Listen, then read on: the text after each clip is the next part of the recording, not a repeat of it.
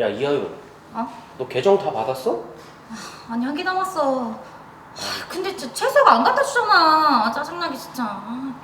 또 쟤야? 어. 야, 쟤 저번에도 안 가져왔지? 말로 해서는 안 되겠네. 아씨.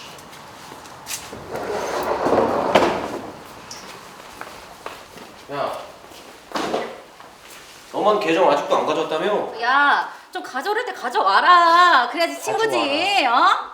그거 개인정보 유출 때문에 위험한 거라고 그랬어. 단톡방 애들 다 초대해. 오케이. 채수아랑. 헐. 야 미쳤네. 야, 채수아 나갔어. 야 채수아 너 미쳤냐? 야 미쳤냐고. 진짜 미쳤어? 미쳤냐고. 나 최소한은 나 최소한 개인 정보를 개인정보를 목소리 작은 거 봐라. 크게 하자. 안 가져올 시 안 가져올 시 이거 보이게. 야 거기 들어. 가족 모두의 신상을 가족 모두의 신상을 공개한다. 공개한다. 오케이.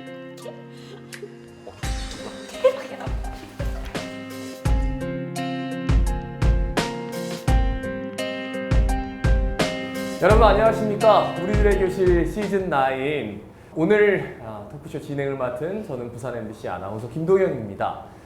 매해 학교 폭력을 근절하기 위해서 부산 MBC에서는 전국 청소년 UCC 콘테스트를 열고 있습니다. 올해도 참 많은 작품, 좋은 작품들이 도달했고 또 선정이 됐습니다. 가장 중요한 건 학교 폭력을 근절하는 일이겠죠. 학교 폭력 관련해서 오늘 좀 토크쇼를 나누는데 세 분 각자 좀 소개를 해 주실까요? 안녕하세요. 저는 청소년 모바일 상담센터 센터장 김은지입니다. 저희 센터에서는 학교 폭력 때문에 마음이 힘든 친구들 24시간 상담을 하고 있어요. 그래서 학교 폭력을 경험한 친구들 돕는 데 굉장히 많은 관심을 가지고 있습니다. 저는 부산진 경찰서 여성청소년과 소속 학교전담 경찰 이주연이라고 합니다. 가해 학생 선도, 피해 학생 보호를 주로 하고 있습니다. 저는 학창 시절에 또래 친구들로부터 이제 사이버 폭력 피해 경험을 좀 겪고 있었던 일이 있었는데요. 그래서 오늘 그때 솔직한 심정을 좀 나누기 위해서 나오게 되었고요. 지금은 그때 경험을 살려서 좀 위기 청소년들을 상담하는 일을 하고 있습니다. 이 사이버 폭력 관련한 이 범죄들이 정말 많이 늘고 있는데요. 정말 상담을 많이 하나요? 학생들이? 사실 예전에는 학교 네. 폭력하면 뭐 누가 이렇게 와서 맞았다. 음. 뭐 학교에서 애들이 누굴 찐따라고 놀렸다. 이런데 요즘에는 아이들의 상담 내용이 굉장히 많이 달라요. 내가 페북에서 저격을 당했다. 그리고 카톡방에서 친구들이 나를 무시했다. 이런 것들이 아이들 학교 폭력의 주된 이야기들로 자리 잡고 있습니다. 그러니까 별거 아니라고 생각했던 많은 것들이 이제는 이 별거 아니라고 생각하는 것 자체가 잘못된 시대가 됐다는 맞습니다. 말씀으로 듣겠습니다. 저 이주영 경장님, 신고가 좀 많이 들어오는지 그것도 좀 궁금해요.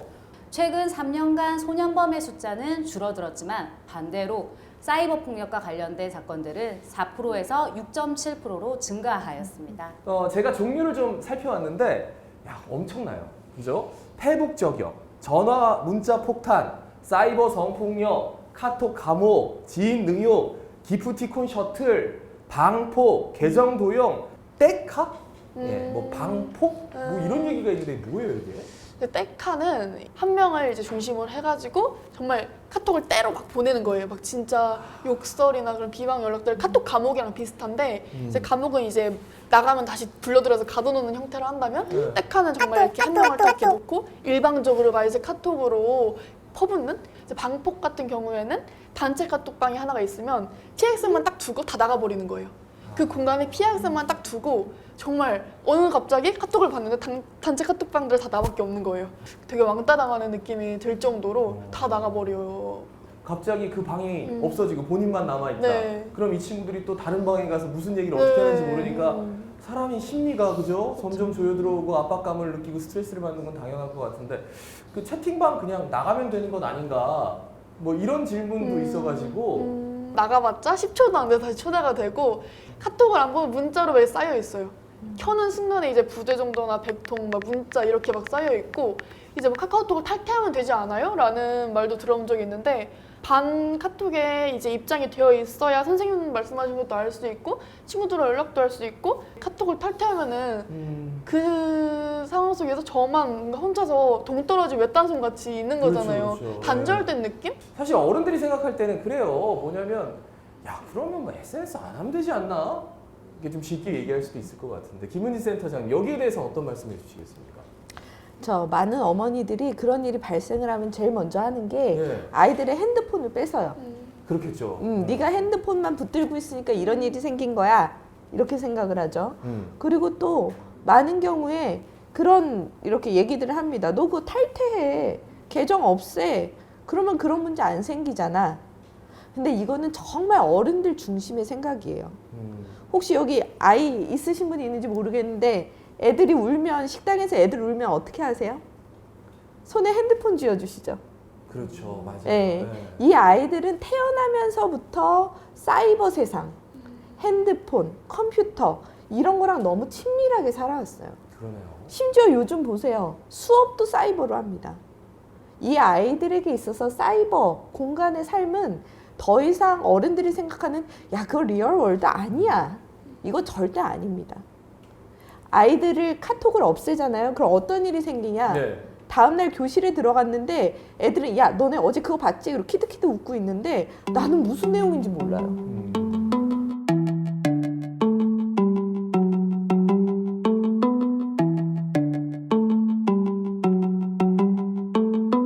사이버 세상이 학창 시절 때는 거의 전부예요. 예, 예. 저희한테는 거의 사이버 세상이 더 리얼 월드일 정도로 너무 이제 그런 친구들 간의 소통, 그리고 좀 친밀감 형성, 그리고 좀 그룹 내에 속하기 위한 정말 절대적인 수단이 사이버 환경인데 그 환경 안에서 이제 폭력에 노출되면서 정말 전화, 뭐 문자, 카카오 스토리, 네네. 뭐 카카오톡 뭐 이 외에도 정말 여러 가지 뭐 페이스북 이제 아이들이 이제 폭언을 하고 이제 뭐 제 신상이나 사진 같은 거를 이제 올리고 그러니까 그거에 대해서 저도 모르는 이용자들이 모여서 욕설을 하고 이런 피해들을 겪었는데 사실 학교 안에서 일어나는 학교 폭력은 그 자리만 도망을 가면은 그 그렇겠죠. 순간에는 좀 숨을 곳이라도 있는데 사이버 학교 폭력은 24시간 동안 정말 공간의 제약 없이 시간의 제약 없이 계속 되기 때문에 저는 살짝 제 삶을 지배당하는 느낌이 들었던 것 같아요.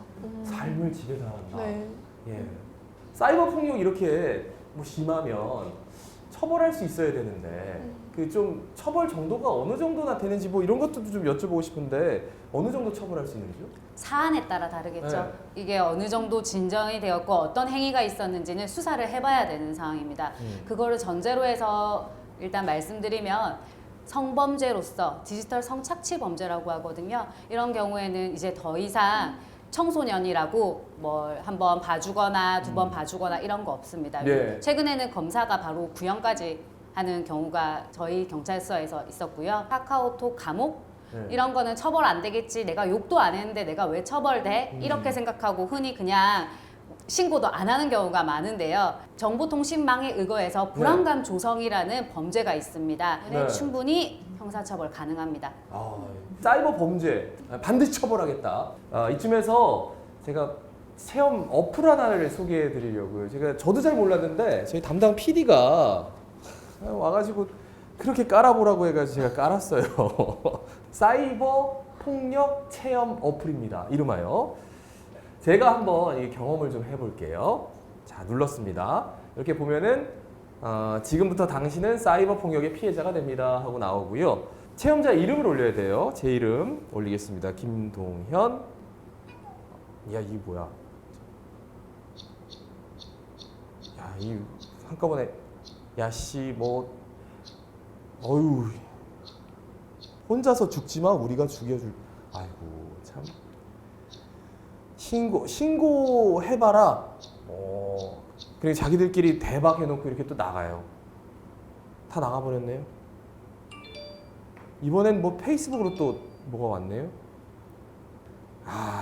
이 창에다가 우리 학교 찐따 시리즈 3 화장실에서 김밥 먹는 거 봐요.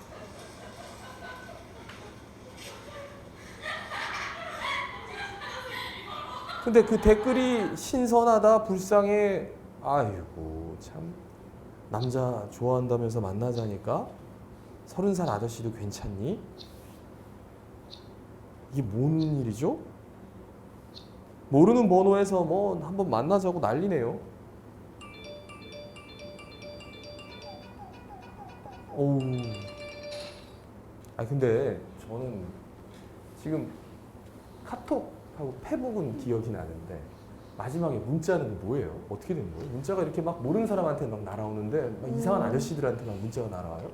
이제 그런 경우에는 이제 가해자들이 이제 피해자의 연락처와 신상 정보를 가지고 랜덤 채팅이라든지 그런 성매매 관련한 그런 남성들, 성매수자들이 있는 플랫폼에 넘긴 경우에요. 너 뭐 하고 싶지? 얘도 하고 싶대. 그래서 연락해라 라든지 나 이렇게 생겼는데 연락 줘라라고 하면서 피해자 연락처를 넘기는 그런 그러니까 경우에 제 연락처가 네네. 나도 모르는 불법 뭐 성인 사이트 이런데 올라가가지고 여기로 전화해줘 네. 이렇게 어우 화나가지고 제가 너무 억울하고 그 센터장님 가해 학생들은 무슨 정신으로 지금 여기 참여해가지고 이렇게 서로 웃고 조롱하는 거예요? 가해 학생들이 제일 많이 하는 얘기는 예. 몰랐다. 그게 그렇게 큰 문제가 될 줄 몰랐다. 재밌는 거 아니냐. 뭐 좀 신선한 경험 아니냐. 이제 이런 이야기들을 많이 합니다. 예. 지금 우리한테 시급한 것 중에 하나는 아이들한테 교육을 하는 거다. 이게 피해자들한테 얼마나 큰 영향을 주는지. 어떤 면에서 보면 학교 폭력하고 크게 다르지 않아요. 원래 공격성을 갖고 있고 원래 어렸을 때부터 집에서 폭력을 당한 친구들. 그런 친구들이 폭력을 학습한 것을 그대로 다른 사람들한테 반복을 하게 되는 겁니다. 근데 왜 하필이면은 사이버 공간에서 이렇게 한 친구를 마치 그 조리돌림 하듯이 이렇게 하냐. 이 사이버 상황에서 내가 누군가한테 이렇게 폭력을 주는 거를 딱 보이면 많은 사람들이 그거를 보고 반응을 하거든요. 그러니까 그만큼 내가 파워가 있는 사람처럼 느끼는 거예요. 이런 사이버 월드에서 공격성으로 표출하는 왜? 조금 더 익명성이 있고 내가 덜 처벌받을 수 있고 좀 더 가볍다고 느끼기 때문에 이런 식으로 표출을 하게 되는 거죠. 피해자 입장에서는 가해 학생들이 나 왜 이렇게 괴롭힐까 이런 생각 많이 할 것 같아요. 근데 저는 그런 생각들을 할 필요가 없었던 게 가해자들이 이유를 설명해 주더라고요. 너가 나대서 그런 거고 또 일각에서는 또 너가 조용해서 그런 거고 이쪽에서는 너가 너무 시끄러워서 그런 거고 또 어떤 쪽에서는 너가 못생겨서 그런 거고 무슨 말도 안 되는 소리야. 무슨 저런 게 이유가 될 수 있나? 라고 생각을 하고 이게 부당하다고 생각을 하지만 계속해서 폭력의 현장에 노출이 되다 보면은 이 상황을 어떻게든 납득할 수 있는 근거가 필요한데 그 친구들이 계속 이제 가해를 할 때마다 너가 너라서 그런 거야. 그냥 너가 보기 싫어. 아니면 너가 뭐 못생겨서 그런 거야. 너가 시끄러워서 그래 라고 말을 해주니까 내가 진짜 그런가 보다. 내가 진짜 애들한테 좀 밉보일 이유를 내가 만들었구나. 나라서 그런 거구나. 내가 문제구나. 라고 생각을 하게 돼요. 계속 듣다 보면은. 그래서 나중에는 신고할 생각도 안 나요. 왜냐면 내가 잘못한 거고 내가 나인 거 자체가 잘못된 거니까. 그 친구들 네. 어디 있어요 지금? 나름 또 잘 살더라고요. 아, 생각보다 잘 살아요. 네. 네. 진짜 화가 나네요. 근데 네. 그 경장님께 여쭤볼게요. 가해 학생들이 신고를 해서 이제 처벌을 위기에 놓이면 좀 반성의 기미는 보이는지. 뭐 요즘 말로 케바케라고 하죠. 어떤 친구들은 정말로 네. 반성하는 친구가 있을 거고 어떤 친구는 그냥 장난이었는데 제가 너무 예민한 것 같은데 그냥 별 의미 없어요 하고 어떤 애는 기억조차 하지 못해요. 자기가 그렇게 했다는 것 자체를. 그렇기 때문에 저희도 이렇게 또 일정한 교육을 시켜요. 경찰에서도 이 친구를 선도할 수 있는 그런 교육을 시키거든요. 그러면 시간이 좀 지나면서 피해자의 마음을 조금 이해할 수 있도록 그런 기회를 주는 거죠.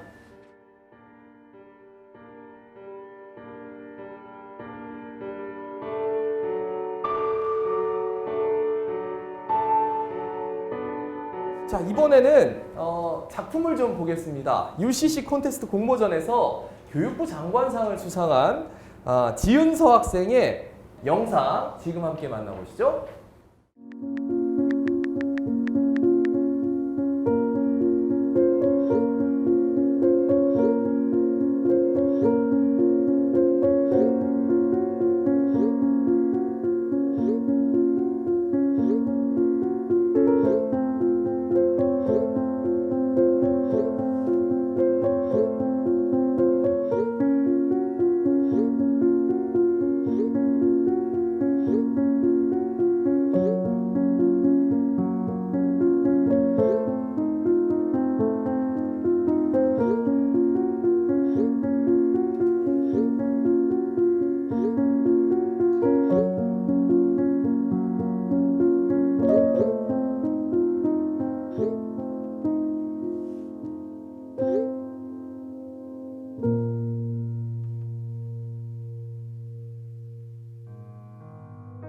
용우는 즐거웠겠죠?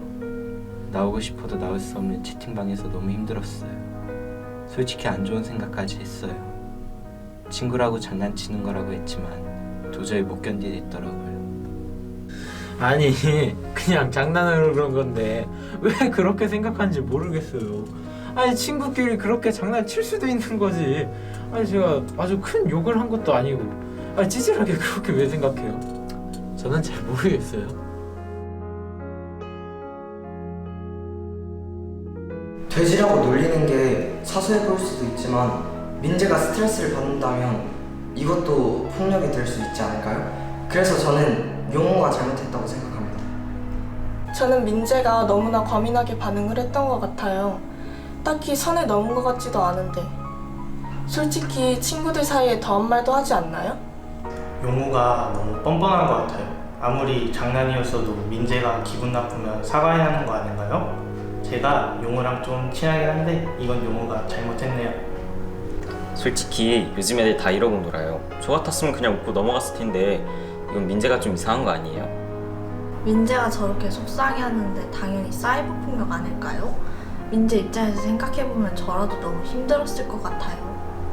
민재가 피해자라고요? 그럼 제 주위 친구들도 다 피해자일걸요? 민재는 뭐 그런 거 가지고 그런데요.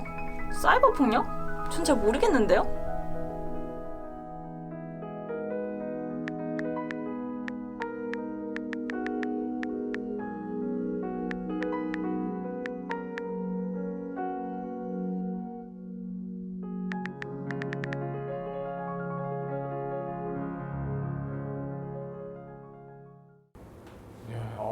저는 보면서 마지막에 당신의 소중한 친구를 잃을 수 있습니다. 이 말 한마디가 굉장히 좀 울림이 있었는데 어떻게 보셨는지 한번 한 말씀씩 여쭐까요? 김은지 센터장님부터 한 말씀 여쭙겠습니다. 물론 이제 저게 이제 저 친구들이 영상을 만든 거니까 중간에 뭐 이런 게 사이버 폭력이에요. 네. 이렇게 얘기를 했겠지만 사실은 저렇게까지 강하게 얘기하진 않아도 많은 친구들 마음속으로 아유 정말 뭐 저렇게까지 하는 친구도 있을 거예요.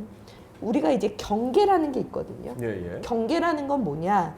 내가 나를 안전하게 할 수 있는 영역 그리고 그 경계 그리고 우리는 그 경계를 침범하지 않아야 돼요. 다른 사람이 안전하게 세상을 살 수 있게 경계를 지켜줘야 되거든요. 그래서 누군가가 경계를 넘어오면 너 선 넘었어 라고 얘기해 줄 수 있어야 되고 내가 선 넘었다라는 사인을 받으면 거기서 멈출 수 있어야 돼요. 어떻게 보면 이런 아주 기본적인 것들도 우리 아이들한테 교육이 좀 필요한 부분이 있을 수도 있겠다.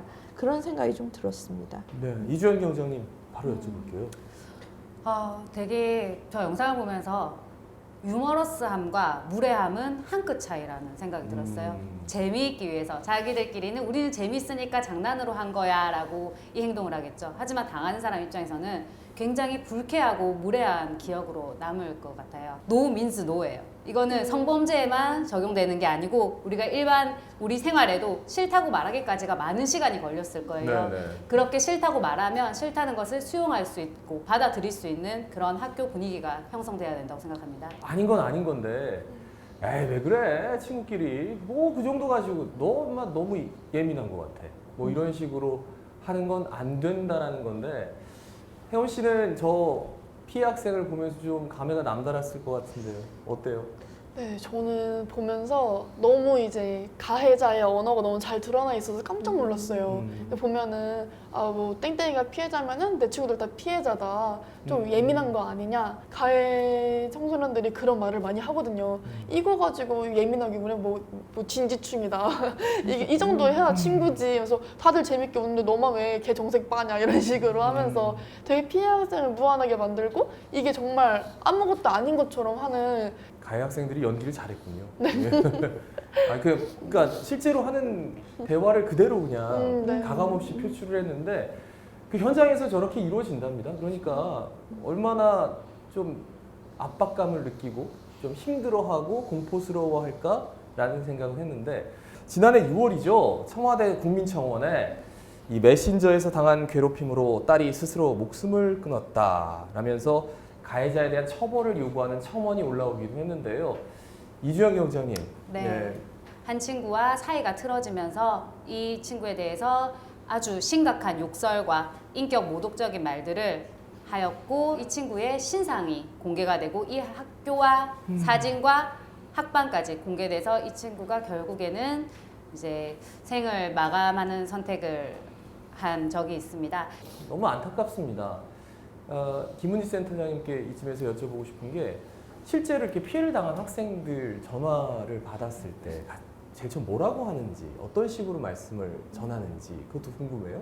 기본적으로 트라우마입니다. 특히 이제 대인관계 트라우마죠. 대인관계 트라우마가 갖고 있는 아주 안 좋은 점이 하나 있어요. 그게 뭐냐 하면 세상의 사람들을 신뢰할 수 없게 만드는 겁니다. 믿을 수가 없어요. 누가 나를 도와주는 사람인지 누가 나를 괴롭히는 사람인지 믿을 수가 없죠. 근데 사이버 폭력은 더 심해요. 왜? 누가 날 가해했는지 모르기 때문에 정말로 아무도 믿기가 어려워요. 근데 그렇게 믿기 어려운데도 용기를 내서 상담을 청했다는 거는 그거는 사실 그만큼 많이 힘들다라고 하는 거거든요. 그리고 굉장히 위축되어 있고 내가 비난받을까 봐 두려워하고 있고 심지어는 가해자들이 이 친구들한테 뭐 어떻게 보면 세뇌한 거. 네가 너무 예민해. 너는 왜 그런 거 갖고 그래. 이런 것들이 이미 다 내재화되어 있어서 내가 이상한 거야. 선생님 저 따돌림 당해도 싸요. 저 너무 예민하잖아요. 이런 얘기들을 피해 학생들이 하게 됩니다. 근데 너무 놀랍게도 이렇게 만들어진 나에 대한 생각은 성인이 돼서도 계속 남습니다. 네. 그래서 잘 지내는 듯 했다가 남자친구가 야 너는 내가 친구랑 술 마시는 거 갖고 왜 그래? 너 예민해 그러면 맞아 나 예민한 사람이었어. 맞아 내가 부족한 사람이었어. 이렇게 또 돌아가게 됩니다. 이 시기 때 학창시절의 대인관계 트라우마, 학창시절의 학교폭력은 성인이 된 후에도 굉장히 오랫동안 영향을 남긴다.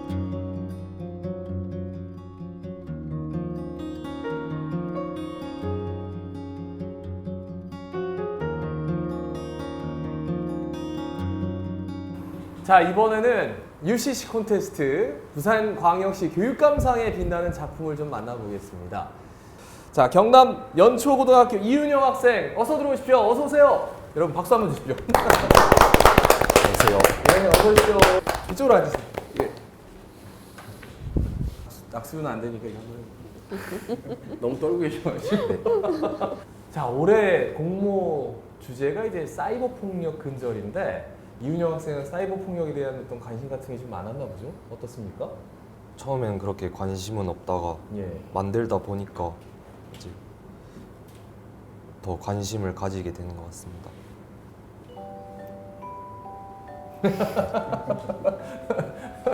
작품 보고 올 때 제가 좀 말씀을 나눌게요. 본인의 작품 좀 보고 오겠습니다.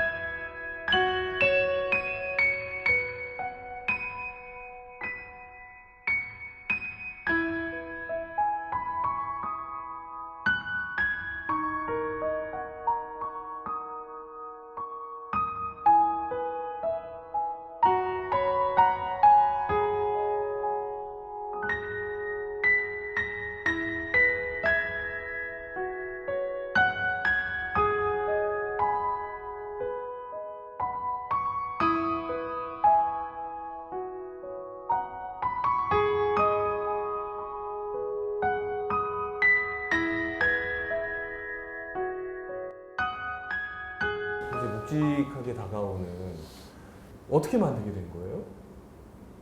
아무 생각 없이 툭툭 뱉는 그런 거를 많은 사람들이 좀 느껴봤으면 좋겠다는 그런 생각으로 만들게 됐어요. 아, 약간 수위 조절을 하는 것 아닌가? 뭐 이런 생각도 들어서 말이죠. 어때요? 수위가 셌었나요? 아니요. 지금 뭐랄까요? 욕설을 가해자 분들이 하는 걸 이제 많이 신경을 썼죠. 최대한 비슷하게 하려고 노력을 했습니다. 거의 실화처럼 네. 다들 공감하게끔 예, 네. 그렇게 웬만한 사람들은 진짜 버텨내기 힘들겠네요. 그러니까 본인도 조사하면서 그런 것들을 다 본 거잖아요, 그죠? 네. 되게 많은 사람들이 폭력에는 민감하면서 저렇게 뭔가 이제 글자로 하는 폭언이나 좀 욕설에 대해서는 좀 되게 좀 미온적으로 반응하는 경우가 되게 많아요.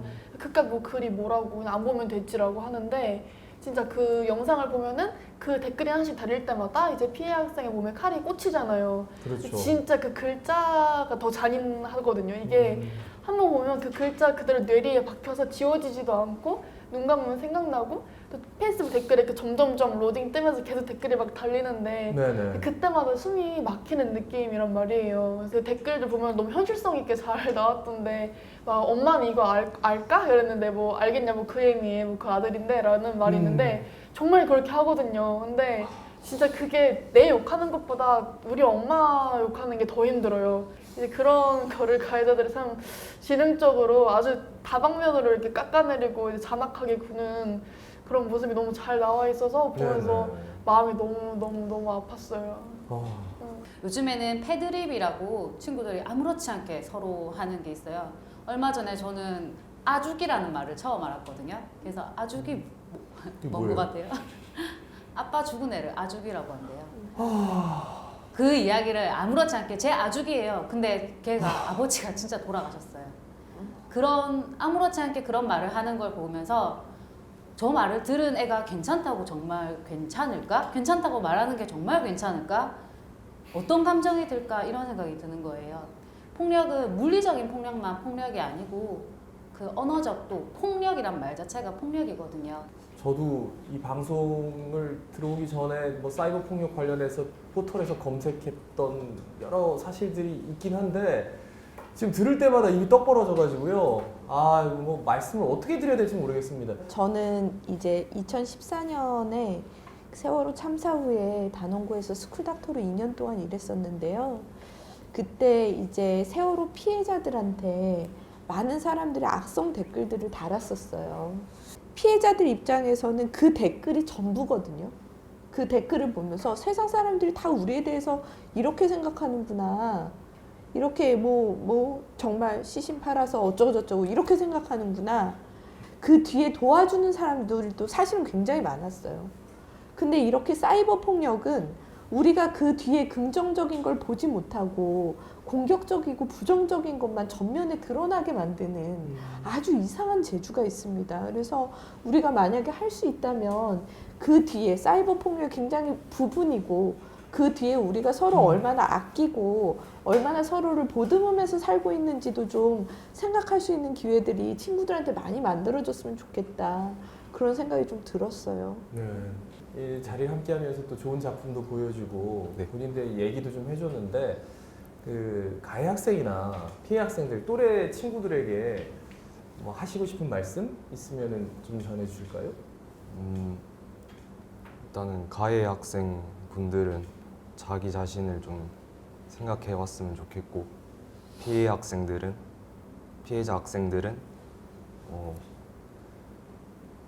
제가 고통을 알 수는 없지만 진짜 힘드신 거 압니다. 진짜 힘내시기 바랍니다.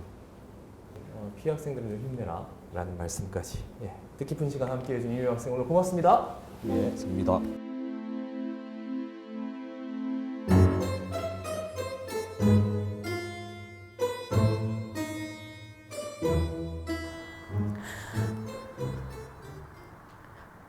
내가 무슨 일을 겪건 아무도 관심도 없어.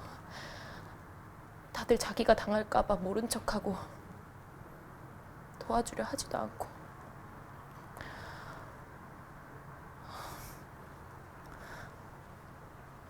나뿐만 아니라 우리 부모님 계정까지 다 줘야 한다면 괜히 나 때문에 진짜 나 같은 건 태어나지 말았어야 하는데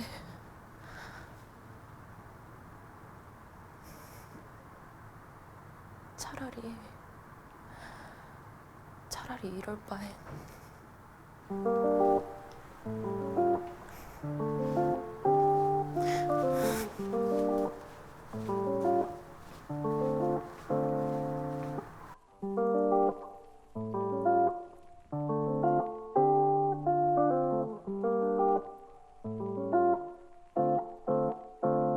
You can call me up and down 없어졌어 자신감 어떻게 될지 모르지 너무 걱정하지 나 학교는 어떻게 가야 할까 내 곁에 친구는 이제 없는 걸까 내 머릿속이 온통 그걸로 채워진 것 같아 Yeah, 어디 그리 배회하는 중이니 매회 넘기고 싶지만 쉽지 않아 like 망망대해 아무것도 보이지 않아 무분별한 사이버 폭력에 대해 너희들만의 대회 뭐가 재미니 대체 저 값을 치러 몇 배 그대든 달게 받아 너는 당해본 자만 아는 아픔 가끔 극단적인 선택 음악인의 견해 인스타그램 태그 또한 무시 못하는 마른 몸에 Welcome to hell 카톡 지옥방에 계속해서 같이 어두운 방에 나 홀로 남네 누구는 웃네 누구도 우네 모여서 낄낄대네 그 모습 보기 싫어 나 홀로서 강해지는 삿대질해 하지만 계속 버티니 보여 갈매기 때 길게 싸워왔더니 승리는 내거 만들어내 펼쳐줘야겠어 또다시 계속 만들어 비폭력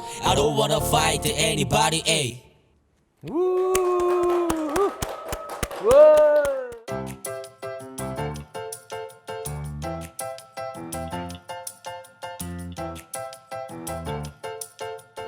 사이버 폭력에 시달리는 피해 학생의 상황 정말 그 답답함을 토로하는 자장 랩까지 쭉 함께 하셨는데요.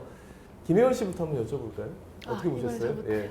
살짝 학교에서 사이버 폭력 예방 교육할 때 이런 랩 같은 것도 영상 틀어주면은 친구들이 관심 있게 볼 것 같다라는 생각도 들었고 그 역할극 같은 경우에도 피해 학생이 나 같은 게 왜 태어나서 뭐 이럴 바에는 이렇게 하면서 좀 말을 흐리고 이제 뛰어가는 장면이 나오는데 사실 피해 학생이 태어난 게 잘못이 절대 아닌데 그렇게 생각하게끔 그렇게 벼랑 끝까지 몰아가는 그런 사이버 폭력이 정말 진짜 좀 저는 사이버 폭력이 좀 사람의 인격을 말살한다고 생각을 하는데 그런 생각을 한 번 더 하게 됐던 네, 저도 그게 참 마음이 아프긴 했는데 한편으로는 이걸 보면서 아니 우리 친구들이 이런 폭력에 대해서 사이버 폭력에 대해서 이렇게나 많이 고민하고 이게 해결되어야 된다고 이렇게 많이 생각하고 있다는 게 역시 믿을 거는 젊은 친구들밖에 없구나 이런 생각도 좀 들었고요.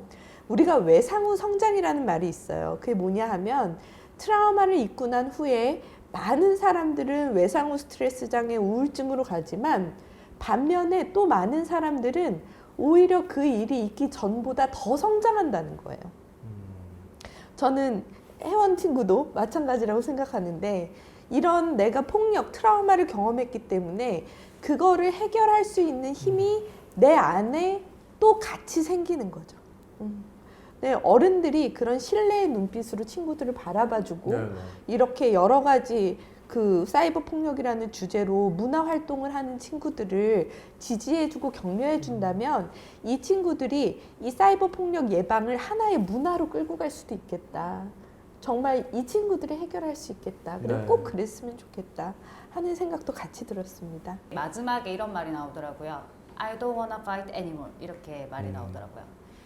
이 사람이 나에게 폭력을 가했을 때 똑같이 폭력을 가하면 그 폭력은 계속 순환이 되고 악순환이 되겠죠. 하지만 이 친구는 거기에 대한 비폭력으로 대항하겠다 이런 메시지가 있는 것 같더라고요. 다시 복수를 하기보다는 우리가 사회기관이나 국가기관에 이렇게 의뢰를 해서 조금 처리할 수 있는 방안을 생각해 보는 것도 굉장히 중요할 것 같고요. 갸우뚱하게 하는 그런 실태조사가 있어요. 2019년 사이버 학교 폭력 실태조사 보고서에 가해를 경험한 학생 중에 53%가 피해를, 그리고 피해를 입은 학생 58% 이상은 가해 경험이 있다라는 얘기를 했으니까 언제든지 피해자가 가해자가 되고 가해자가 피해자가 되고 집 가는 길에 오늘 근데 걔 마음에 안 들지 않았어? 나도 마음에 안 들었어. 요즘 좀 나대는 것 같지 않냐?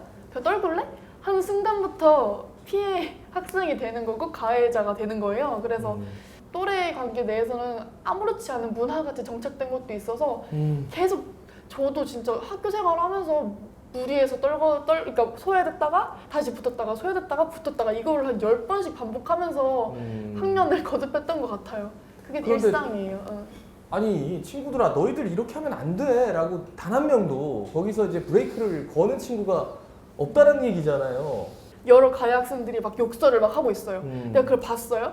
근데 내가 봤는지 안 봤는지 아무도 몰라요. 내가 방관을 했는지 안 했는지 내가 봤다는 표시가 안 나니까 그냥 넘어가면 돼요.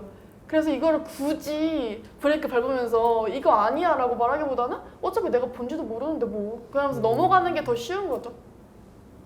네. 말씀을 들을 때마다 저는 왜 이렇게 몰랐죠? 그리고 왜 이렇게 좀 오늘 긴 맛이 씁쓸하죠? 안타까운 일이죠. 예. 근데 제가 아까 앞에서 말씀드렸듯이 폭력이라는 거는 모델링이 돼요. 한번 폭력을 경험하면 내가 그 행동을 똑같이 하게 될 가능성이 있습니다. 물론 우리는 또 그거를 조절하는 가능성도 갖고 있어요. 우리나라의 아이들이 많은 스트레스 안에 살지 않습니까? 학업도 그렇고 그리고 요즘에는 고등학생만 돼도 취업을 걱정해야 되는 시점이에요. 예. 그래서 이런 스트레스들이 어떻게 보면 그러면 안 되지만 자꾸 폭력으로 나오는 거예요. 뭔가 화가 나 있는데 아까 얘기하셨죠? 야, 쟤 마음에 들지 않아? 쟤 떨굴까? 근데 사실은 그게 그 친구한테서 온 문제라기보다는 그냥 너무 다들 살기 힘들고 화가 나는 거예요. 근데 그게 내가 학습한 방법으로 표출이 되는 거죠. 나도 옛날에 당해봤는데 나 진짜 열받아. 나도 한번 해볼래? 나도 한번 떨궈봐. 그렇게 내 안에 무언가를 해결하려고 하는 거죠. 네. 그래서 사실은 그런 모델링이 되지 않게 악순환의 고리를 끊는 게 정말 중요하겠다. 네. 그래서 친구들한테는 어렵겠지만 내가 여기서 끊어야 다른 친구들이 나한테 하지 않고 또 다른 친구들이 다른 친구들한테 하지 않는다. 그리고 어른들한테 당부하고 싶은 거는 아이들 마음에 있는 그 분노, 슬픔, 힘듦을 어른들이 돌봐줘야 이 친구들이 이거를 다른 사람한테 표출하지 않겠다. 이런 것들을 우리가 좀 생각했으면 좋겠습니다. 그러니까 모델링이 계속돼서 모델링이 되고 모델링이 되고 이런 건 누군가 단절은 해야 된다라는 말씀인데 피해 학생이 이렇게 어려움을 겪는 거를 누군가는 지금 깨닫고 있을 거란 말이죠. 자기도 왜 당했기 때문에. 그런데 왜 도와주려는 그 친구들이 선뜻 나서질 못할까라는 궁금증이 생겨서 이 질문은 혜원 씨에게 좀 물어볼게요. 도와줬다가는 내가 피해자가 될까봐 라는 공포가 그게 너무 지배적이죠. 그래서 사실 물론 안타깝겠죠. 이렇게 한 명이 피해 학생이 되어서 저렇게 많은 좀 사이버 폭력 피해를 입고 있는 걸 봤을 때 도와주고 싶은 마음은 분명히 있긴 있을 건데 그래도 내가 당하는 것보단 저렇게 보면서 심각성이 보이잖아요.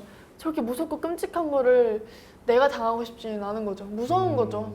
그리고 거기서 내가 다들 웃고 떠들고 뭔가 그게 당연하다는 듯이 하는데 내가 거기서 이건 아니잖아 라고 했을 때 나한테 쏟아질 그들의 매정한 시선과 뭐야 너 제 편이냐? 이라든지 아니면 뭐야 너 재밌다며 이러면서 갑자기 그 차갑게 굳어지는 그 분위기 이런 게 상상이 되니까 사실 또래 관계 내에서는 그런 게 중요하잖아요. 그래서 자기가 또 이제 대상이 될까봐 무서워서 손을 좀 뻗지 못하게 되는 게 컸던 것 같아요.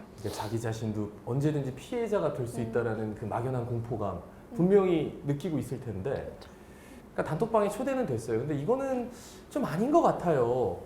근데 선뜻 얘기는 못 하겠고 어떻게 뭐 방법을 찾을 수 있을까 했을 때 어떤 조언을 해주시겠습니까? 인터넷 세상이 아주 무섭지만 또 증거를 항상 남기기 때문에 이런 장면을 캡처해서 사진을 제공을 하거나 아니면 녹음이나 이런 걸 사용해서 저희 경찰에게 줘도 되고 아니면 학교에 상담 선생님께 제출을 해도 됩니다. 근데 신고자 보호 의무라는 게 있어요.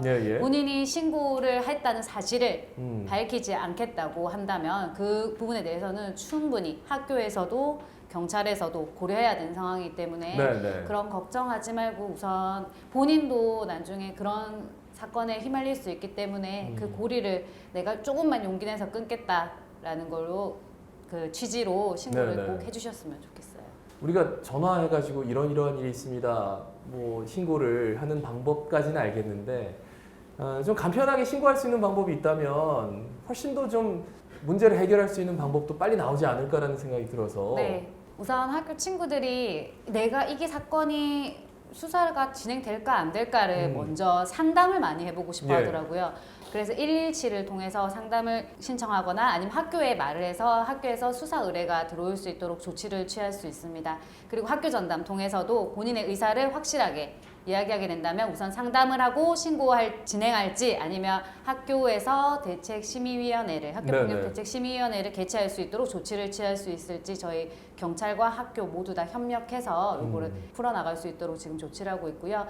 사이버 폭력 같은 경우에는 증거를 남깁니다. 그래서 그 증거를 본인이 조금 귀찮겠지만 꼭 수집을 해서 저희한테 제출해 주시면 네. 더 수사나 아니면 상담이나 사건 처리에 용이하게 활용할 수 있습니다. 그러니까 이런 인식이 생긴 지가 얼마 안 됐고 관련 법령도 굉장히 좀 얼마 안 된 것 같아요. 몇 년 전부터 이렇게 됐기 때문에. 근데 그 이전에 이제 피해를 당했던 혜원 씨 같은 경우에는 가해자들이 처벌을 좀 제대로 받았을까라는 생각이 들어서 뭐 여담으로 좀 여쭤보겠습니다. 어떻습니까? 네, 저는 일단은 경찰 신고까지 생각하기 전에 일단은 학교 내에서 문제 제기를 했었어요.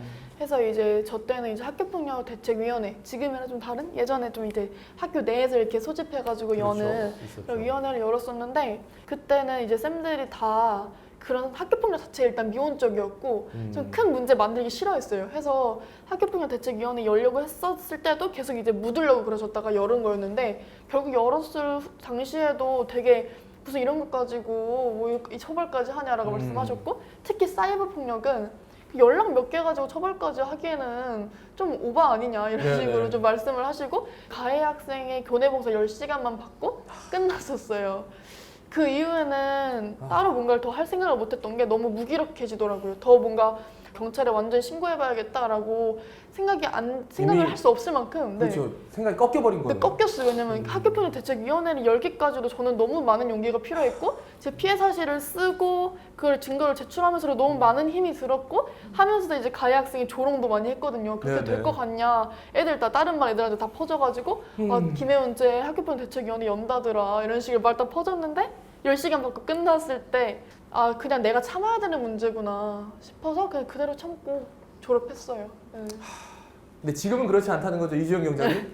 네, 지금은 전혀 그렇지 않고 좀 더 사건으로 형사 처벌하는 경우도 조금 더 많아졌고요. 네네. 그리고 학교폭력심의대책위원회에 저희가 경찰이 참여를 합니다. 참여해서 네네. 같이 문제를 해결해 나가려고 노력을 하고 그래요. 센터장님, 피해 학생들이 그런 고민 많이 할 것 같아요. 이게 처벌 제대로 안 되면 저 이렇게 괜히 분란 일으켜가지고 2차 가해, 3차 가해 당하는 거 아닙니까? 이렇게 좀 공포스러워 할 것 같아요. 어떻습니까? 개인의 인생에 중요한 사건이잖아요. 그렇죠. 그래서 저는 친구들한테 그렇게 얘기를 해요. 지금이 네 삶의 바닥이다. 이런 때가 또 오지 않을 거야. 얼마나 힘드니. 근데 지금 네가 선택을 해야 돼. 네가 원하면 신고할 수 있고 네가 원하지 않으면 신고하지 않을 수 있어. 그리고 신고하면 어떤 장점이 있고 신고하지 않으면 또 어떤 게 너한테 있을지 한번 같이 얘기해보자. 그리고 얘기를 합니다. 그럴 리는 없지만 잘 되지 않더라도 그래도 네가 신고를 해서 그게 너의 마음에 조금 더 편하다면 그렇게 하자. 근데 어떤 친구는 엄마 아빠는 막 너무 화가 나서 당장 민사해 형사해 막 얘기하는데 얘는 하고 싶지 않아요. 왜? 난 이렇게 내 학창 시절 망치고 싶지 않아. 나는 그냥 날 좋아하는 친구들이랑 같이 그냥 이 길을 가고 싶어. 그러면 그것 또한 존중해 줍니다.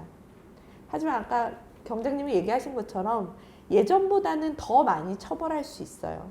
그래서 만약에 처벌하지 못할까 봐 두려운 거라면 그거는 선생님과 경찰 분들과 충분히 상의를 하고 결정을 했으면 좋겠다. 그리고 그렇게 용기를 내는 게 사실은 각자의 삶에 덜 패배감을 가져와요. 내가 쉽지 않았지만 그래도 하려고 노력했어. 잘 안 됐지만 그렇게 완전히 바보처럼 무력하진 않았어. 혜원 씨도 잘 안 됐지만 노력했잖아요. 그쵸? 노력했고 그래서 내가 또 여기까지 왔잖아요. 그쵸? 그래서 그런 것들이 내 삶의 가치 안에서 어떤 선택을 할지 부모님과 잘 상의하면서 결정하는 게 좋습니다. 그래요. 사이버 폭력으로 신고를 했어요. 그러면 실제로 처벌된 사례 같은 게 어떤 식으로 처벌이 되는 건지 그런 사례를 말씀해 주시면 좋을 것 같아요. 무서운 선배가 싸움을 하게 시켰어요. 예. 1대1로 싸움을 하게 시켰는데 그 피해 조금 더 힘이 없는 아이가 많이 맞았어요. 그 영상이 인터넷에 올라왔어요. 그래서 사람들이 익명의 사람들이 댓글을 다는 거예요. 이 아이를 비하하는 댓글도 달았어요. 네. 그래서 그것을 저희가 못 잡을 줄 알았겠지만 저희 경찰이 열심히 IP 추적을 해서 잡아내서 이번에 또 댓글을 단 사람도 처벌이 네, 됐다. 댓글 다신 분 저희가 4명 추려가지고 예. 다 저희가 기소 의견으로 보냈습니다. 증거를 이제 수집도 해야 되고 여러 가지 과정들이 있을 거 아니에요.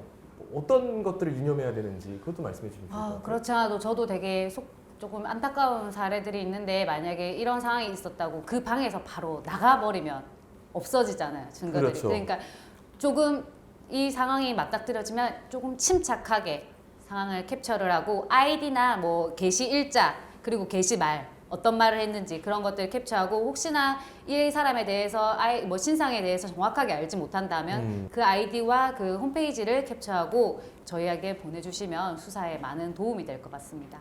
뛰쳐나올 게 아니라 그래 두고 보자 이렇게 마음을 좀 단단히 먹고 그마저도 다 좀 증거로 수집을 해놔라 라는 말씀. 지금 이 순간에도 사이버 폭력으로 굉장히 고통받는 학생들이 있을 거예요. 마지막으로 그 학생들에게 조언을 해준다면 어떤 말씀 남겨주시겠습니까? 김은지 센터장님부터 한 말씀씩 청할까요? 지금 이 시간이 친구들한테는 인생에 어떻게 보면 최고로 안 좋은 시간일 수 있어요. 지금은 바닥이고 더 올라갈 수 있어요.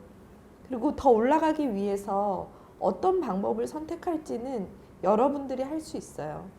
그리고 더 중요한 건 어른들이 도와줄 거예요. 한번 믿어봅시다. 한번 그렇게 해봤으면 좋겠어요. 예.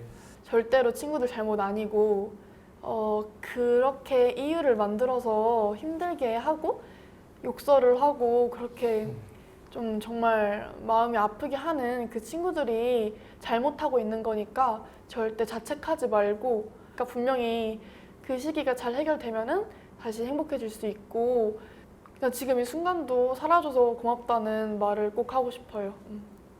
지금 이 순간도 사라져서 고맙다.